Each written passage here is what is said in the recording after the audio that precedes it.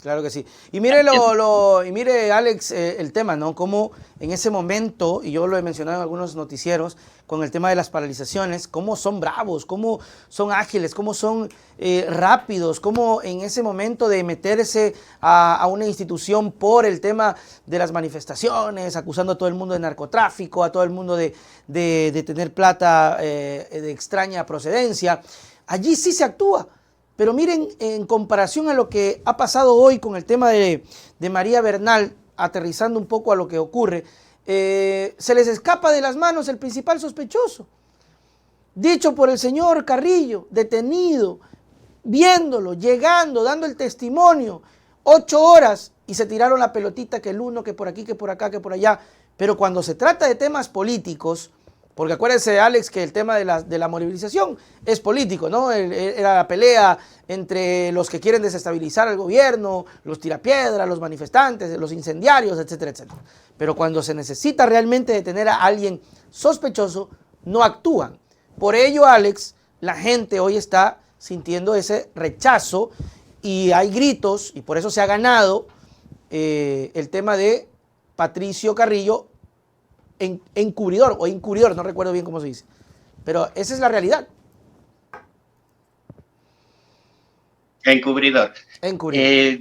El caso de la señora Bernal es muy de mucha trascendencia para el país, porque refleja algo tremendo, una descoordinación entre lo que es la Policía Nacional y lo que es la Fiscalía del Estado. Entre los dos se tiran la pelotita, ¿no? Es que a mí no me ha llegado el informe, no es que yo no tenía argumentos para detenerlo, cuando tranquilamente en las instituciones militares y policiales se procede a arrestar a una persona si ha cometido una falta. Claro. ¿Qué más falta? El haber estado bebiendo en la escuela de policía, pues es que eso es ya para arrestarlo, ¿no? Y para armar un escándalo, aun cuando no hubiese sucedido, que esperemos que no, aun cuando todo apunta a que el resultado va a ser trágico respecto a la señora Bernal. Pero solo aun cuando no hubiese sucedido todo lo que ha sucedido, el solo hecho de haber estado bebiendo en la escuela de policía es ya solo, al menos para arrestarle, ¿no? Pero en esa desinstitucionalización, en ese caos de la seguridad del Estado, del país, se evidencia en ese tira y floja, en ese yo no fui entre la Fiscalía General del Estado y la Policía Nacional. Entonces, ¿en qué manos estamos?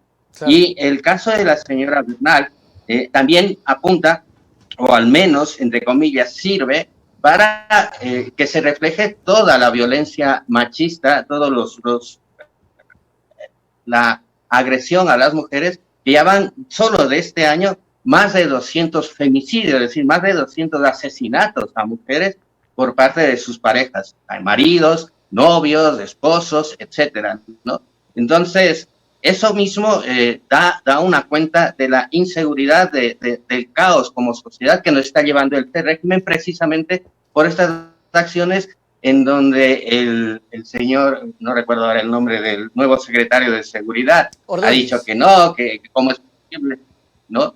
Que cómo es posible que se esté desprestigiando la imagen del señor presidente Guillermo Lasso. Pero es que son unas circunstancias tan absurdas que la población, claro, estamos no solo escandalizados, sino que indignados por este caso de la señora Bernal, que es muy grave, y sino también por lo que le acabo de comentar, todo lo que va arrastrando en oficios que nos han llegado por parte no solo del señor Patricio Carrillo, sino también del ministro de Defensa, Luis Lara, en el sentido de que, oigan, ¿cómo es posible que ustedes hayan movilizado, utilizado a personal militar en el paro nacional antes que se decrete el estado de excepción del señor Guillermo Lasso? Porque constitucionalmente no se puede utilizar a las Fuerzas Armadas si no hay un estado de excepción, y ellos lo utilizaron y no tienen por cómo justificarlo. Es por esto, desviándome un poco con la entrevista anterior, es por esto que en la pregunta uno quiere utilizar a las Fuerzas Armadas pero sin necesidad de la declaratoria de un estado de excepción. Eso en la Constitución está vigente porque se tiene que justificar por parte del presidente o presidenta a futuro el